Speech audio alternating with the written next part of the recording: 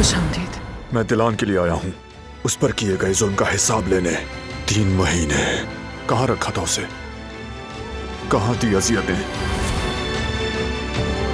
तुमने उसे जंजीरों में बांधा था।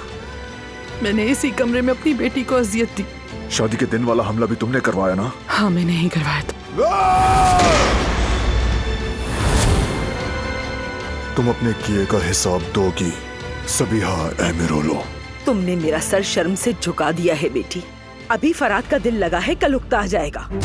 अचानक इस घर से निकाल देंगे तुम्हें, और तुम इतनी मासूम हो कि तुम्हें खबर भी ना होगी। नहीं कदर आपा।